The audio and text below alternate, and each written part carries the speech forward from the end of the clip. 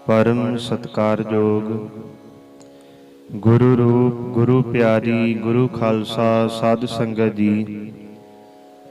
आओ सब तो पहला शहीद पिता दे पुत्र शहीद पुत्रां दे पिता सरबंस दानी साहिबे कमाल धन गुरु गोबिंद सिंह महाराज जियां वल्लों बख्शिश कीती हुई फतेह बुलाइए। कोई भी रसना वांझी ना रहे। सारी संगत गज के आखो जी वाहिगुरु जी का खालसा वाहिगुरु जी की फतेह। सतगुरु जियां ने अपार रहमत कीती है, अपार बख्शिश कीती है, जो कि सानू सतसंग दीयां वडमुलियां घड़ियां सतगुरु जियां ने बख्शिश कीतियां हन। बाणी विच महाराज ने बड़ी वार आखिया वे मना तैनू मनुखा शरीर मिलिया, ये मनुखा जामे दा पूरा पूरा लाहा ले। हर जस रे मना गाए लै जो संगी है तेरो। ऐ मना परमात्मा वाहिगुरु जी दा सिमरन करिया कर, वाहिगुरु जियां नू याद करिया कर। ये तेरे नाल निभण वाली चीज़ है। ਜਿਹੜੀਆਂ ਚੀਜ਼ਾਂ ਤੂੰ ਇਕੱਠੀਆਂ ਕਰ ਰਿਹਾ ਹੈ, ਇਹ ਚੀਜ਼ਾਂ ਤੇ ਸਾਰੀਆਂ ਇੱਥੇ ਹੀ ਛੱਡ ਜਾਣੀਆਂ। ਤੇਰੇ ਨਾਲ ਚੀਜ਼ ਜਿਹੜੀ ਜਾਏਗੀ ਉਹ ਪਰਮਾਤਮਾ ਵਾਹਿਗੁਰੂ ਜੀ ਦਾ ਨਾਮ ਹੈ। ਨਾਮ ਨੇ ਤੇਰਾ ਸੰਗੀ ਬਣਨਾ ਹੈ। ਜਿੰਨੇ ਤੈ ਰਿਸ਼ਤੇਦਾਰ ਸਾਕ ਸੰਬੰਧੀ ਬਣਾਏ ਹੈ, ਇਹ ਤੇਰੇ ਨਾਲ ਉਨਾ ਚਿਰ ਹੀ ਹੈ ਜਿੰਨਾ ਚਿਰ ਤੇਰੇ ਸਰੀਰ ਵਿੱਚ ਸਾਹ ਚੱਲਦੇ ਹੈ। ਪਰ ਜਦੋਂ ਤੂੰ ਅੱਗੇ ਦਾ ਰਸਤਾ ਤੈਅ ਕਰੇਗਾ, ਉਦੋਂ ਤੇਰੇ ਨਾਲ ਪਰਮਾਤਮਾ ਵਾਹਿਗੁਰੂ ਜੀ ਦਾ ਨਾਮ ਸੰਗੀ ਬਣੇਗਾ, ਤੇਰਾ ਸਾਥੀ ਬਣੇਗਾ, ਤੇਰਾ ਮਿੱਤਰ ਬਣੇਗਾ। ਨਹੀਂ ਤਾਂ ਮਹਾਰਾਜ ਕਹਿੰਦੇ ਔਸਰ ਬੀਤਿਓ ਜਾਤ ਹੈ। ਤੇਰੀ ਜ਼ਿੰਦਗੀ ਦਾ ਸਮਾਂ ਘਟ ਰਿਹਾ ਹੈ, ਦਿਨ ਪਰ ਦਿਨ ਤੇਰੀ ਜ਼ਿੰਦਗੀ ਘਟ ਰਹੀ ਹੈ। ਦਿਨ ਤੇ ਪਹਿਰ, ਪਹਿਰ ਤੇ ਘੜੀਆਂ, ਔਰਤ ਘਟੈ ਤਨ ਸੀਜੈ। ਤੇਰਾ ਸਰੀਰ ਛਿਜ ਰਿਹਾ ਹੈ, ਭਾਵ ਤੇਰੀ ਉਮਰ ਘਟ ਰਹੀ ਹੈ। ਮਹਾਰਾਜ ਕਹਿੰਦੇ ਔਸਰ ਬੀਤਿਓ ਜਾਤ ਹੈ, ਕਹਿਓ ਮਾਨ ਲੈ ਮੇਰੋ। ਮਨਾ ਤੂੰ ਮੇਰਾ ਕਹਿਣਾ ਮੰਨ ਲੈ, ਮੇਰੀ ਗੱਲ ਮੰਨ ਕੇ ਪਰਮਾਤਮਾ ਵਾਹਿਗੁਰੂ ਜੀ ਦੀ ਇਬਾਦਤ ਕਰਿਆ ਕਰ, ਵਾਹਿਗੁਰੂ ਜੀਆਂ ਨੂੰ ਯਾਦ ਕਰਿਆ ਕਰ। ਇਹ ਅਸਲ ਧਨ ਦਾ, ਇਹ ਅਸਲ ਨਾਮ ਦਾ ਧਨ ਇਕੱਠਾ ਕਰ, ਜਿਹਨੇ ਤੇਰੇ ਨਾਲ ਨਿਭਣਾ।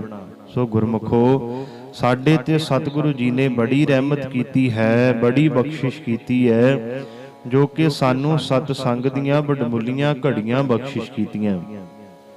ਸੋ ਜਿਵੇਂ ਕਿ ਆਪ ਜੀਆਂ ਨੂੰ ਪਤਾ ਹੀ ਹੈ, ਧੰਨ ਸ਼੍ਰੀ ਗੁਰੂ ਗ੍ਰੰਥ ਸਾਹਿਬ ਮਹਾਰਾਜ ਜੀਆਂ ਦੀ ਅਪਾਰ ਰਹਿਮਤ ਸਦਕਾ, ਅਪਾਰ ਕਿਰਪਾ ਸਦਕਾ, ਸ਼ਹੀਦਾਂ ਦੇ ਸਰਤਾਜ ਸ਼ਾਂਤੀ ਦੇ ਪੁੰਜ ਸਤਿਗੁਰੂ ਪੰਜਵੇਂ ਗੁਰੂ ਨਾਨਕ ਧੰਨ ਧੰਨ ਸਾਹਿਬ ਸ਼੍ਰੀ ਗੁਰੂ ਅਰਜਨ ਦੇਵ ਮਹਾਰਾਜ ਜੀਆਂ ਵੱਲੋਂ ਉਚਾਰਨ ਕੀਤੀ ਹੋਈ ਬਾਣੀ ਸ਼੍ਰੀ ਸੁਖਮਨੀ ਸਾਹਿਬ ਜੀਆਂ ਦੀ ਆਪਾਂ ਲੜੀਵਾਰ ਕਥਾ ਵਿਚਾਰ ਕਰਦੇ ਆ ਰਹੇ ਹਾਂ।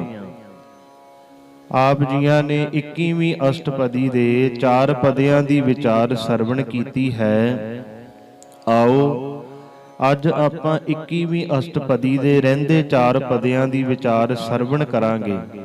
ਮਹਾਰਾਜ ਸਾਨੂੰ ਇਹਨਾਂ ਪਦਿਆਂ ਵਿੱਚ ਕੀ ਉਪਦੇਸ਼ ਕਰ ਰਹੇ ਨੇ, ਸਾਡੇ ਤੇ ਕੀ ਰਹਿਮਤ ਕਰ ਰਹੇ ਨੇ। ਮਨ ਬਿਰਤੀਆਂ ਇਕਾਗਰ ਕਰਕੇ ਆਪਾਂ ਬਾਣੀ ਦੀ ਵਿਚਾਰ ਸਰਵਣ ਕਰਨੀ ਹੈ। ਜਬ ਆਪਣੀ ਸੋਭਾ ਆਪਨ ਸੰਗ ਬਣਾਈ, ਤਬ ਕਵਨ ਮਾਏ ਬਾਪ ਮਿੱਤਰ ਸੁਤ ਭਾਈ। ਧੰਨ ਗੁਰੂ ਅਰਜਨ ਦੇਵ ਮਹਾਰਾਜ ਕਹਿੰਦੇ ਜਬ ਆਪਣੀ ਸੋਭਾ ਆਪਨ ਸੰਗ ਬਣਾਈ। ਜਦੋਂ ਅਕਾਲ ਪੁਰਖ ਵਾਹਿਗੁਰੂ ਜੀ ਨੇ ਆਪਣੀ ਸੋਭਾ ਆਪਣੇ ਹੀ ਨਾਲ ਬਣਾਈ ਸੀ, ਭਾਵ ਜਦੋਂ ਕੋਈ ਹੋਰ ਉਸ ਦੀ ਸੋਭਾ ਕਰਨ ਵਾਲਾ ਨਹੀਂ ਸੀ, ਤਬ ਕਵਨ ਮਾਏ ਬਾਪ ਮਿੱਤਰ ਸੁਤ ਭਾਈ। ਉਦੋਂ ਦੱਸੋ ਕੌਣ ਮਾਂ ਸੀ, ਕੌਣ ਪਿਓ ਸੀ, ਕੌਣ ਮਿੱਤਰ ਸੀ, ਕੌਣ ਪੁੱਤਰ ਸੀ ਜਾਂ ਕੌਣ ਭਰਾ ਸੀ। ਜਹ ਸਰਬ ਕਲਾ ਆਪੇ ਪਰਵੀਨ,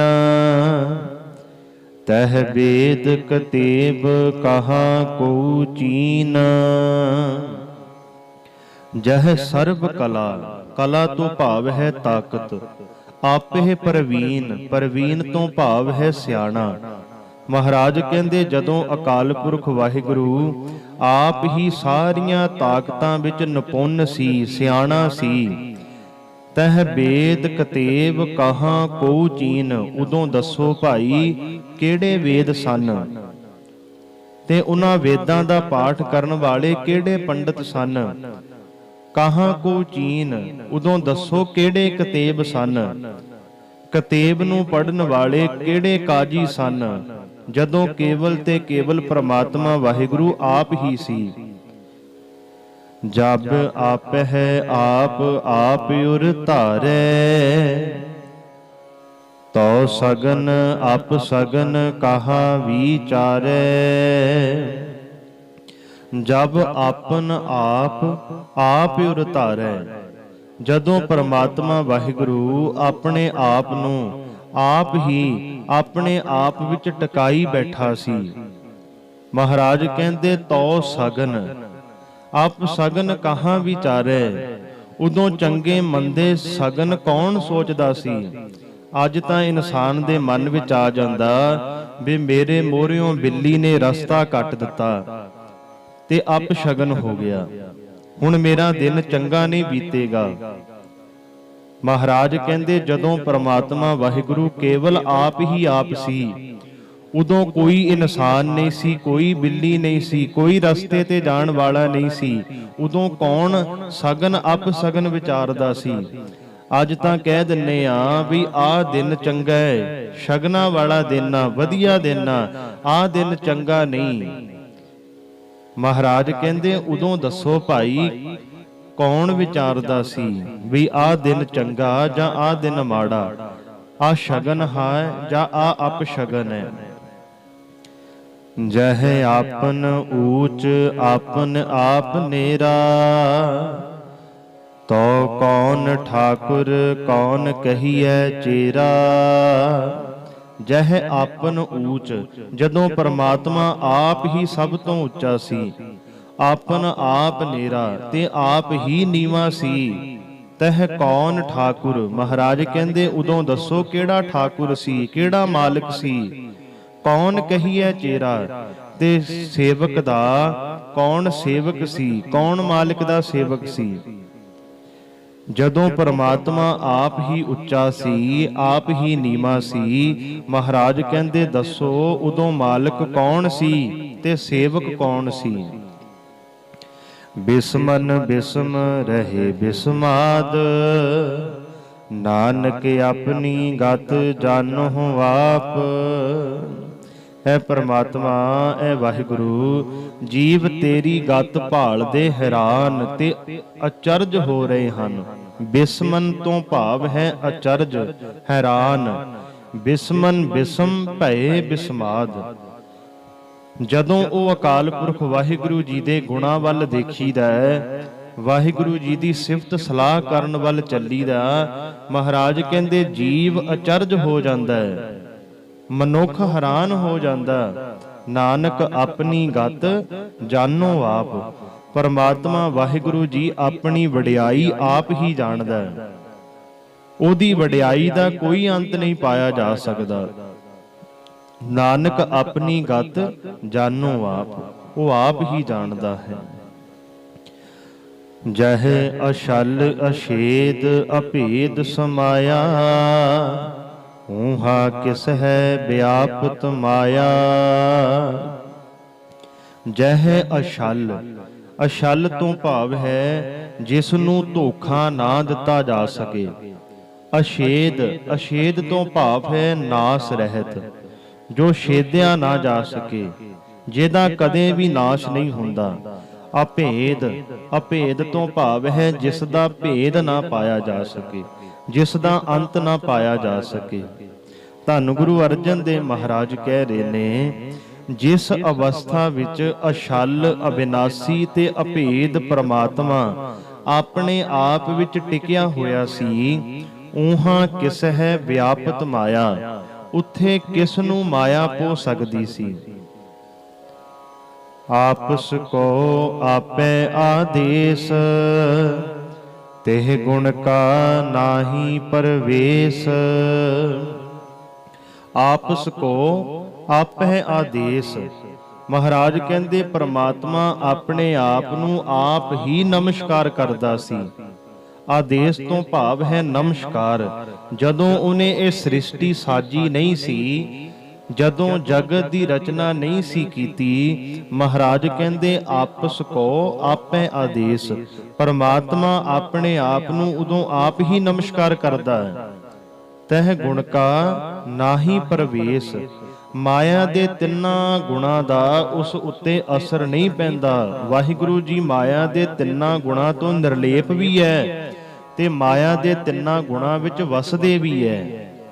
ਪਰਮਾਤਮਾ ਦੇ ਉੱਤੇ ਮਾਇਆ ਦੇ ਤਿੰਨੇ ਗੁਣ ਪ੍ਰਭਾਵ ਨਹੀਂ ਪਾ ਸਕਦੇ, ਅਸਰ ਨਹੀਂ ਪਾ ਸਕਦੇ। ਜਹ ਏਕ ਹੈ ਏਕ ਏਕ ਭਗਵੰਤਾ, ਤਹ ਕੌਣ ਅਚਿੰਤ ਕਿਸ ਲਾਗੈ ਚਿੰਤਾ।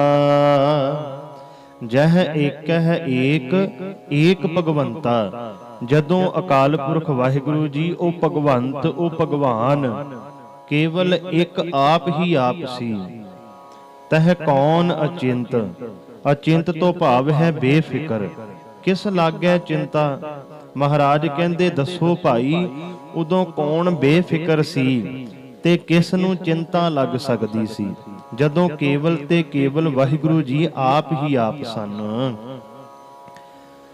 ਜਹ ਆਪਨ ਆਪ ਆਪ ਪਤਿਆਰਾ, ਤਹ ਕੌਣ ਕਥੈ ਕੌਣ ਸੁਨਨੈ ਹਾਰਾ। ਜਹ ਆਪਨ ਆਪ ਆਪ ਪਤਿਆਰਾ, ਜਦੋਂ ਆਪਣੇ ਆਪ ਨੂੰ ਪਤਿਆਉਣ ਵਾਲਾ ਪਰਮਾਤਮਾ ਆਪ ਹੀ ਸੀ। ਤਹ ਕੌਣ ਕਥੈ ਕੌਣ ਸੁਨਨੇ ਹਾਰਾ, ਮਹਾਰਾਜ ਕਹਿੰਦੇ ਉਦੋਂ ਕੌਣ ਬੋਲਦਾ ਸੀ ਤੇ ਕੌਣ ਸੁਣਨ ਵਾਲਾ ਸੀ। ਬਹੁ ਬੇਅੰਤ ਊਚ ਤੇ ਉੱਚਾ, ਨਾਨਕ ਆਪਸ ਕੋ ਆਪਹਿ ਪਹੁੰਚਾ। ਬਹੁ ਬੇਅੰਤ, ਪਰਮਾਤਮਾ ਬੜਾ ਬੇਅੰਤ ਹੈ, ਊਚ ਤੇ ਉੱਚਾ ਤੇ ਸਭ ਤੋਂ ਉੱਚਾ ਹੈ। ਅਕਾਲ ਪੁਰਖ ਵਾਹਿਗੁਰੂ ਜੀ ਦੀ ਕੋਈ ਨਿੰਦਿਆ ਕਰੀ ਜਾਏ, ਉਹਨੂੰ ਜਿੰਨਾ ਮਾੜਾ ਦਿਖਾਉਣਾ ਚਾਹੇ, ਪਰਮਾਤਮਾ ਨੂੰ ਕੋਈ ਛੋਟਾ ਨਹੀਂ ਕਰ ਸਕਦਾ। ਤੇ ਵਾਹਿਗੁਰੂ ਜੀ ਦੀ ਕੋਈ ਜਿੰਨੀ ਮਰਜ਼ੀ ਵਡਿਆਈ ਕਰੀ ਜਾਏ, ਪਰਮਾਤਮਾ ਨੂੰ ਕੋਈ ਉੱਚਾ ਵੀ ਨਹੀਂ ਕਰ ਸਕਦਾ, ਕਿਉਂਕਿ ਅਕਾਲ ਪੁਰਖ ਵਾਹਿਗੁਰੂ ਜੀ ਸਾਰਿਆਂ ਨਾਲੋਂ ਉੱਚੇ ਹੈ। ਸੁਣ ਵੱਡਾ ਆਖੇ ਸਭ ਕੋਏ, ਕੇਵਡ ਵੱਡਾ ਡਿਠਾ ਹੋਏ। ਪਰਮਾਤਮਾ ਵਾਹਿਗੁਰੂ ਜੀ ਬਹੁਤ ਵੱਡਾ ਹੈ, ਕਿਸੇ ਦੇ ਕਹਿਣ ਨਾਲ ਉਹ ਛੋਟਾ ਨਹੀਂ ਹੋ ਸਕਦਾ। ਮਹਾਰਾਜ ਕਹਿੰਦੇ ਬਹੁ ਬੇਅੰਤ, ਪਰਮਾਤਮਾ ਬੜਾ ਵੱਡਾ ਹੈ, ਬੇਅੰਤ ਹੈ, ਊਚ ਤੇ ਉੱਚਾ ਤੇ ਸਭ ਤੋਂ ਉੱਚਾ ਹੈ। ਨਾਨਕ ਆਪਸ ਕੋ ਆਪਹਿ ਪਹੁੰਚਾ। ਮਹਾਰਾਜ ਕਹਿੰਦੇ ਆਪਣੇ ਆਪ ਤੱਕ ਹੀ ਆਪਣਨ ਵਾਲਾ ਉਹ ਆਪ ਹੀ ਹੈ। ਉਹ ਜਿੰਨਾ ਉੱਚਾ ਹੈ ਉਹ ਪਰਮਾਤਮਾ ਆਪ ਹੀ ਜਾਣਦਾ, ਆਪਣੀ ਵਡਿਆਈ ਨੂੰ ਆਪ ਹੀ ਜਾਣਦਾ। ਵੱਡਾ ਨਾ ਹੋਵੇ, ਘਾਟ ਨਾ ਜਾਏ। ਪਰਮਾਤਮਾ ਕਿਸੇ ਦੇ ਕਹਿਣ ਤੇ ਵੱਡਾ ਨਹੀਂ ਤੇ ਕਿਸੇ ਦੇ ਕਹਿਣ ਤੇ ਛੋਟਾ ਨਹੀਂ ਹੋ ਸਕਦਾ। ਜੇ ਕੋਈ ਪਰਮਾਤਮਾ ਵਾਹਿਗੁਰੂ ਜੀ ਦੀ ਵਡਿਆਈ ਕਰੇਗਾ ਤਾਂ ਉਹ ਆਪ ਵੱਡਾ ਹੋ ਸਕਦਾ ਹੈ, ਉਹਦੇ ਨਾਲ ਪਰਮਾਤਮਾ ਨੂੰ ਕੋਈ ਫਰਕ ਨਹੀਂ। ਜਿਹੜਾ ਵੀ ਇਨਸਾਨ ਵਾਹਿਗੁਰੂ ਜੀ ਦੀ ਵਡਿਆਈ ਕਰਦਾ, ਪਰਮਾਤਮਾ ਦੇ ਗੁਣ ਗਾਉਂਦਾ ਹੈ, ਉਹਦੀ ਸੰਸਾਰ ਵਿੱਚ ਸੋਭਾ ਹੋ ਸਕਦੀ ਹੈ, ਉਹ ਵੱਡਾ ਹੋ ਸਕਦਾ। ਤੇ ਜਿਹੜਾ ਵਾਹਿਗੁਰੂ ਜੀ ਦੀ ਨਿੰਦਿਆ ਕਰਦਾ, ਜਿਹੜਾ ਵਾਹਿਗੁਰੂ ਜੀ ਦੀ ਵਡਿਆਈ ਨਹੀਂ ਕਰਦਾ, ਜਿਹੜਾ ਨਾਸਤਕ ਹੈ, ਉਹਦੇ ਨਾਲ ਵੀ ਪਰਮਾਤਮਾ ਨੂੰ ਕੋਈ ਫਰਕ ਨਹੀਂ ਹੈ। ਜੇ ਉਹ ਪਰਮਾਤਮਾ ਦੀ ਨਿੰਦਿਆ ਕਰਦਾ, ਵਾਹਿਗੁਰੂ ਜੀ ਦੀ ਨਿੰਦਿਆ ਕਰਨ ਨਾਲ ਉਹ ਆਪ ਤਾਂ ਛੋਟਾ ਹੋ ਸਕਦਾ, ਪਰ ਉਹਦੇ ਨਾਲ ਪਰਮਾਤਮਾ ਦਾ ਕੁਝ ਨਹੀਂ ਕਸਣਾ।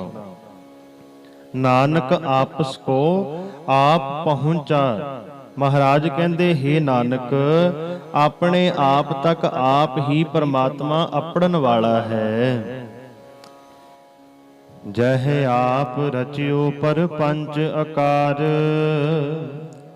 ਤਹ ਗੁਣ ਮਹਿ ਕੀਨੋ ਵਿਸਥਾਰ।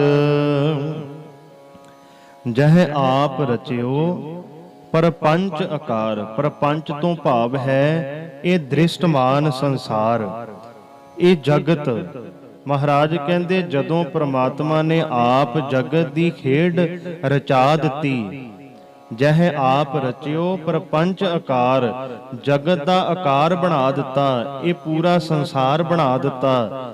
ਤਹ ਗੁਣ ਮਹਿ ਕੀਨੋ ਵਿਸਥਾਰ, ਤੇ ਮਾਇਆ ਦੇ 3 ਗੁਣਾਂ ਦਾ ਇਹ ਸੰਸਾਰ ਵਿੱਚ ਖਲਾਰਾ ਖਲਾਰ ਦਿੱਤਾ। ਪਾਪ ਪੁੰਨ ਤਹ ਭਈ ਕਹਾਵਤ, ਕੋ ਨਰਕ ਕੋ ਸੁਰਗ ਬੰਸ਼ਾਵਤ।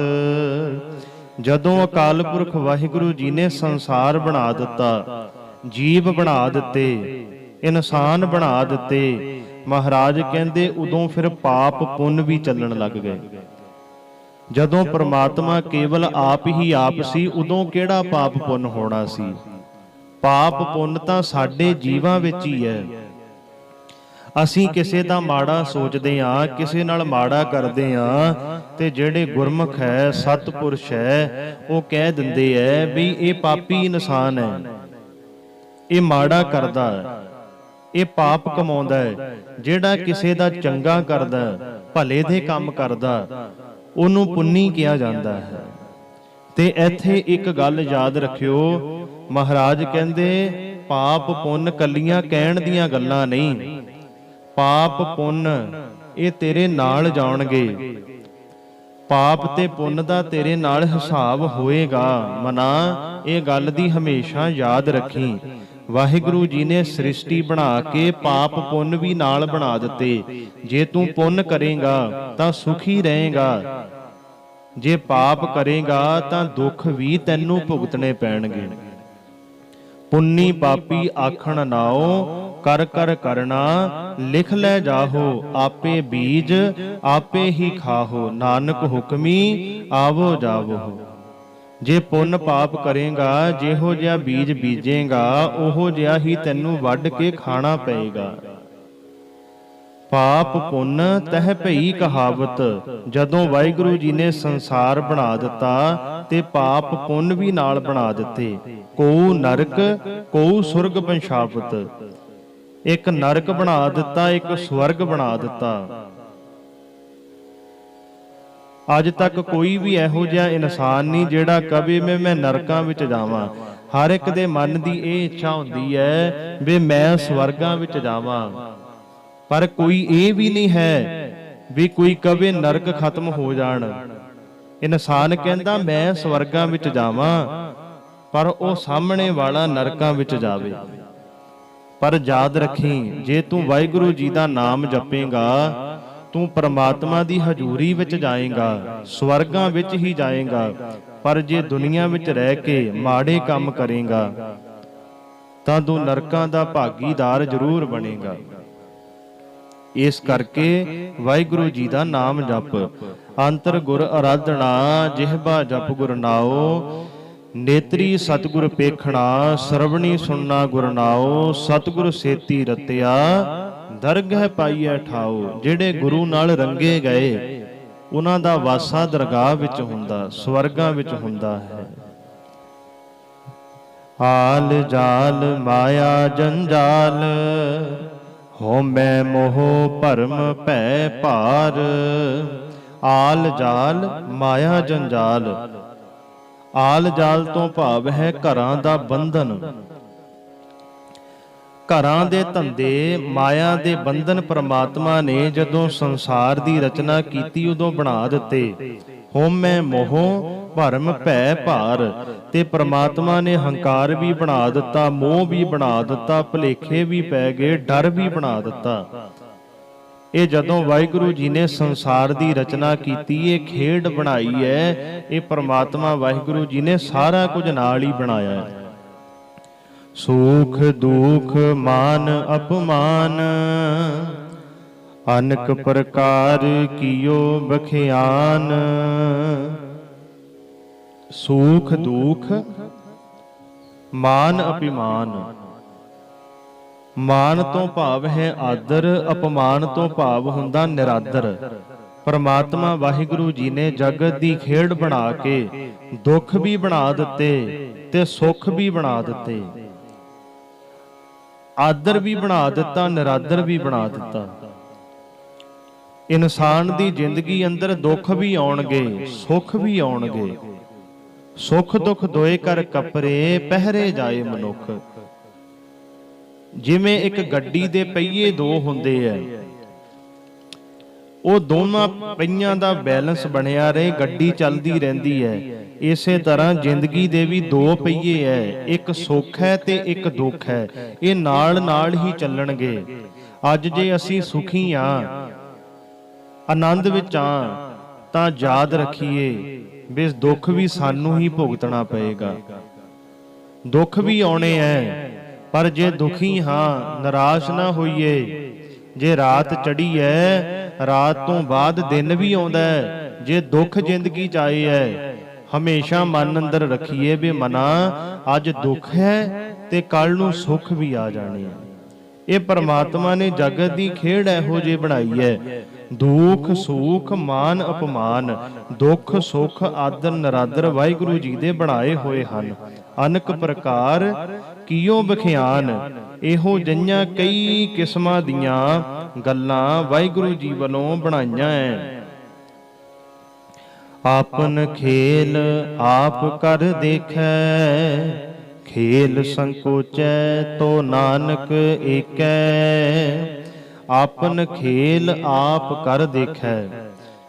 ਪਰਮਾਤਮਾ ਵਾਹਿਗੁਰੂ ਜੀ ਨੇ ਇਹ ਜਗਤ ਦੀ ਖੇਡ ਬਣਾਈ ਹੈ।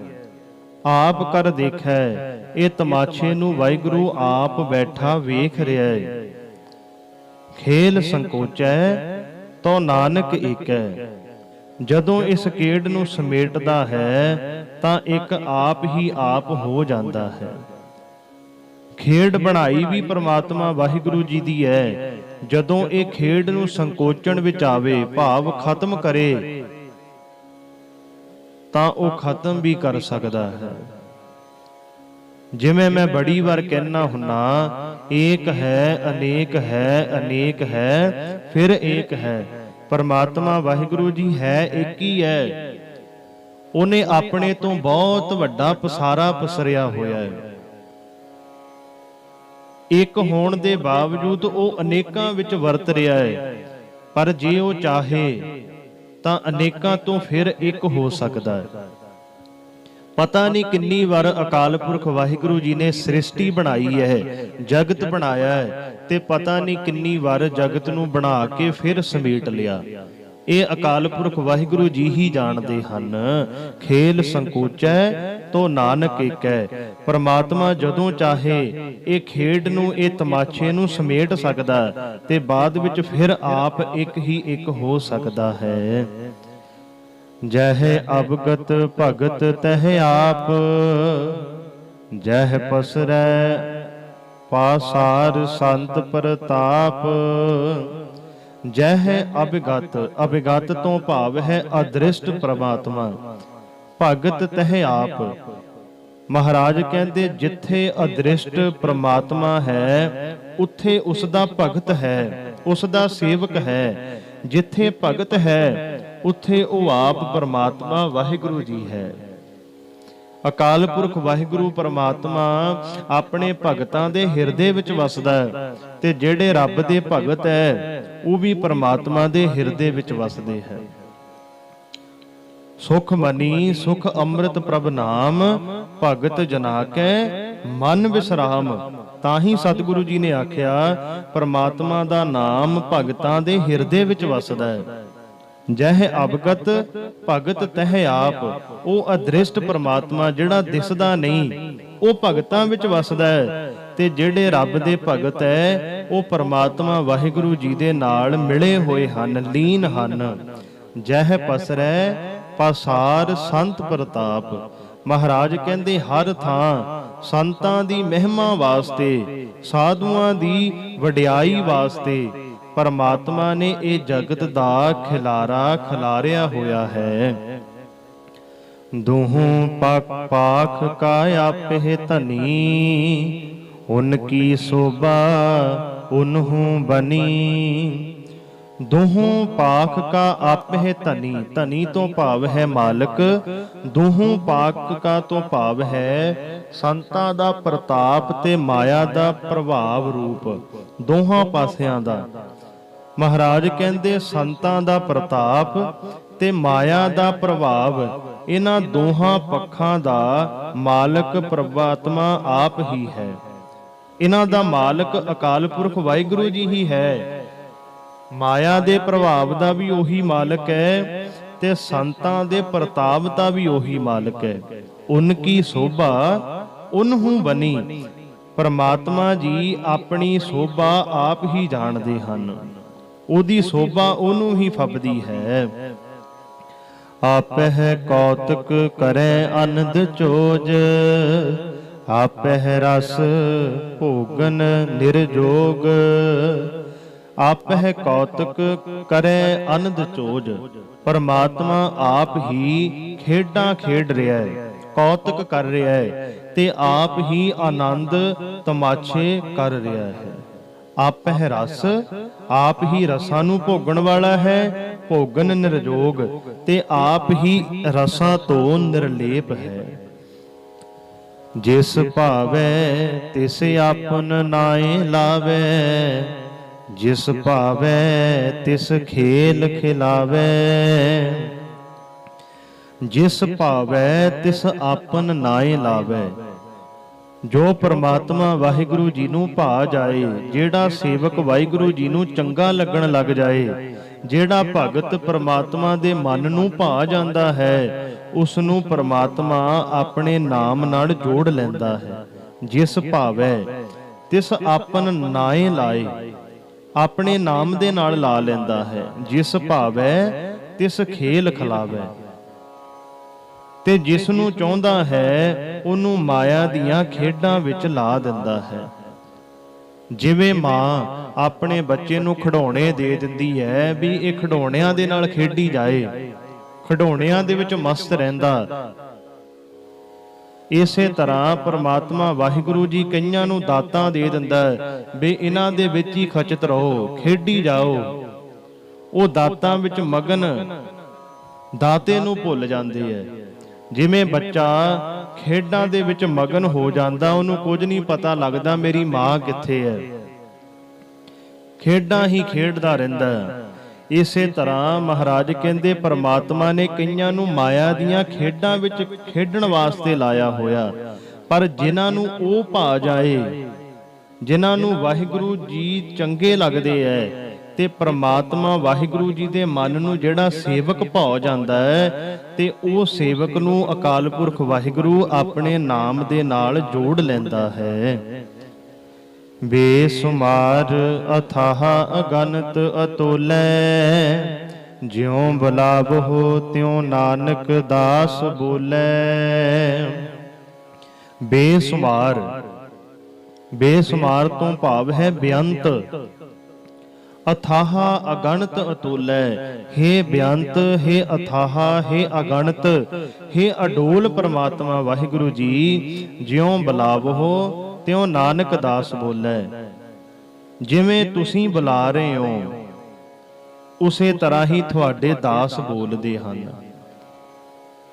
ਜਿੰਨਾ ਟਾਈਮ ਅਕਾਲ ਪੁਰਖ ਵਾਹਿਗੁਰੂ ਜੀ ਦੀ ਜਿੰਦ ਇਹ ਸਰੀਰ ਦੇ ਵਿੱਚ ਹੈ, ਵਾਹਿਗੁਰੂ ਜੀ ਦੀ ਜੋਤ ਸਾਡੇ ਸਰੀਰ ਵਿੱਚ ਹੈ, ਉਨਾ ਸਮਾਂ ਹੀ ਅਸੀਂ ਬੋਲ ਸਕਦੇ ਹਾਂ। ਪਰਮਾਤਮਾ ਦੇ ਹੁਕਮ ਤੋਂ ਬਿਨਾਂ ਤਾਂ ਅਸੀਂ ਇੱਕ ਸਕਿੰਟ ਵੀ ਵਾਧੂ ਨਹੀਂ ਲੈ ਸਕਦੇ। ਜਿੱਦਣ ਉਹਨੇ ਇਹ ਬੋਲ ਖਿੱਚ ਲਏ, ਜਿੰਦ ਖਿੱਚ ਲਈ, ਮਨਾ ਫਿਰ ਤੂੰ ਬੋਲ ਕੇ ਦਿਖਾਈ, ਤੇਰੇ ਕੋ ਬੋਲਿਆ ਨਹੀਂ ਜਾਣਾ। ਜਿਉਂ ਬੁਲਾਵਹੁ ਤਿਉ ਨਾਨਕ ਦਾਸ ਬੋਲੇ। ਤੈਨੂੰ ਪਰਮਾਤਮਾ ਬਖਸ਼ਿਸ਼ ਦੇ ਰਿਹਾ, ਤਾਕਤ ਦੇ ਰਿਹਾ, ਤੂੰ ਤਾਂ ਬੋਲ ਰਿਹਾ। ਇਹ ਰਸਨਾ ਦੇ ਨਾਲ ਗਲਤ ਨਾ ਬੋਲ, ਨਿੰਦਿਆ ਨਾ ਕਰ। ਇਹ ਰਸਨਾ ਜੇ ਤੈਨੂੰ ਵਾਹਿਗੁਰੂ ਜੀ ਨੇ ਦਿੱਤੀ ਹੈ, ਤੈਨੂੰ ਤਾਕਤ ਦਿੱਤੀ ਹੈ ਬੋਲਣ ਦੀ, ਤਾਂ ਇਹਦੇ ਨਾਲ ਚੰਗੇ ਬੋਲ ਬੋਲ। ਅਕਾਲ ਪੁਰਖ ਵਾਹਿਗੁਰੂ ਜੀ ਦਾ ਸਿਮਰਨ ਕਰ, परमात्मा दीयां सिफतां कर ते दूजियां नूं भी उपदेश दे, दूजियां नूं भी प्रेर वे तुसीं भी अकाल पुरख वाहिगुरू जी दा सिमरन करिया करो। ਇਹ ਪਰਮਾਤਮਾ ਨੇ ਸਾਨੂੰ ਮਨੁੱਖਾ ਜਾਮਾ ਦਿੱਤਾ ਹੈ, ਮਨੁੱਖਾ ਸਰੀਰ ਦਿੱਤਾ ਹੈ। ਇਹ ਸਰੀਰ ਦਾ ਤਾਂ ਹੀ ਲਾਭ ਹੈ ਜੇ ਇਹ ਸਰੀਰ ਅੰਦਰ ਰਹਿ ਕੇ ਅਸੀਂ ਵਾਹਿਗੁਰੂ ਜੀ ਨੂੰ ਯਾਦ ਕਰਾਂਗੇ। ਜੇ ਇਹ ਸਰੀਰ ਅੰਦਰ ਰਹਿ ਕੇ ਮਾਇਆ ਦੇ ਮੋਹ ਵਿੱਚ ਹੀ ਖਚਿਤ ਰਹੇ, ਜੇ ਇਹ ਸਰੀਰ ਅੰਦਰ ਰਹਿ ਕੇ ਵਿਕਾਰਾਂ ਵਿੱਚ ਹੀ ਖਚਿਤ ਰਹੇ, ਫਿਰ ਮਨਾ ਅਗਲਾ ਜਨਮ ਬੜਾ ਭਿਆਨਕ ਹੈ। ਬਾਣੀ ਦਾ ਫੈਸਲਾ ਹੈ, ਚਾਰ ਪਾਮ ਦੋਏ ਸਿੰਘ ਗੁੰਗ ਮੁਖ ਤਬ ਕੈਸੇ ਗੁਣ ਗਹੀ ਹੈ। ਤੇਰਾ ਮੂੰਹ ਗੁੰਗਾ ਹੋ ਜਾਣਾ, ਸਿਰ ਤੇ ਸਿੰਘ ਲੱਗ ਜਾਣੇ ਐ, ਚਾਰ ਤੇਰੇ ਪੈਰ ਲੱਗ ਜਾਣੇ ਐ, ਉਦੋਂ ਤੇਰੇ ਕੋ ਨਾਮ ਨਹੀਂ ਜਪਿਆ ਜਾਣਾ। ਹੁਣ ਤੇਰੇ ਕੋ ਸਮਾਂ ਹੈ। ਹੁਣ ਪਰਮਾਤਮਾ ਨੇ ਤੈਨੂੰ ਮਨੁੱਖਾ ਜਾਮਾ ਦਿੱਤਾ ਹੈ, ਮਨੁੱਖਾ ਸਰੀਰ ਦਿੱਤਾ ਹੈ, ਤੂੰ ਤੰਦਰੁਸਤ ਹੈ। ਇਹ ਸਰੀਰ ਅੰਦਰ ਰਹਿ ਕੇ ਵਾਹਿਗੁਰੂ ਜੀ ਨੂੰ ਯਾਦ ਕਰਿਆ ਕਰ, ਅਕਾਲ ਪੁਰਖ ਵਾਹਿਗੁਰੂ ਜੀ ਦੀ ਇਬਾਦਤ ਕਰਿਆ ਕਰ। ਜਿਨ੍ਹਾਂ ਨੇ ਇਬਾਦਤ ਕੀਤੀ ਗੁਰਮੁਖ ਲਾਹਾ ਲੈ ਗਏ, ਉਹ ਲਾਹਾ ਲੈ ਕੇ ਗਏ ਹੈ, ਉਹ ਜ਼ਿੰਦਗੀ ਦਾ ਮਨੋਰਥ ਜਿੱਤ ਕੇ ਗਏ ਹੈ। ਇਸ ਕਰਕੇ ਅਕਾਲ ਪੁਰਖ ਵਾਹਿਗੁਰੂ ਜੀ ਦਾ ਸਿਮਰਨ ਕਰੀਏ, ਪਰਮਾਤਮਾ ਦੀ ਇਬਾਦਤ ਕਰੀਏ, ਤਾਂ ਹੀ ਸਾਡਾ ਇਹ ਸੰਸਾਰ ਤੇ ਆਇਆਂ ਦਾ ਸਮਾਂ ਸਫਲਾ ਹੋ ਸਕਦਾ ਹੈ। ਸੋ ਗੁਰਮੁਖੋ, ਇਹ ਸਨ ਜੋ ਅੱਜ ਸ੍ਰੀ ਸੁਖਮਨੀ ਸਾਹਿਬ ਜੀਆਂ ਦੇ 21ਵੀਂ ਅਸ਼ਟਪਦੀ ਦੇ ਰਹਿੰਦੇ 4 ਪਦਿਆਂ ਦੀ ਆਪਾਂ ਵਿਚਾਰ ਸਰਵਣ ਕੀਤੀ ਹੈ। ਬਾਣੀ ਦੀ ਵਿਚਾਰ ਕਰਦੇ ਸਮੇਂ ਇੱਕ ਨਹੀਂ ਬੇਅੰਤ ਭੁੱਲਾਂ ਹੋ ਗਈਆਂ। ਅਣਜਾਣ ਬੱਚੇ ਸਮਝ ਕੇ ਮਾਫ ਕਰਿਓ। ਗੁਰੂ ਵਾਲੇ ਬਣੋ, ਉਪਦੇਸ਼ ਸਤਿਗੁਰੂ ਜੀ ਦਾ ਜਾਣ ਕੇ ਹਿਰਦਿਆਂ ਦੇ ਅੰਦਰ ਵਸਾ ਲਿਓ। ਭੁੱਲਾਂ ਸਾਡੀ ਝੋਲੀ ਵਿੱਚ ਪਾ ਦਿਓ ਜੀ। ਬੁਲਾਓ ਫਤਿਹ। ਵਾਹਿਗੁਰੂ ਜੀ ਕਾ ਖਾਲਸਾ, ਵਾਹਿਗੁਰੂ ਜੀ ਕੀ ਫਤਿਹ।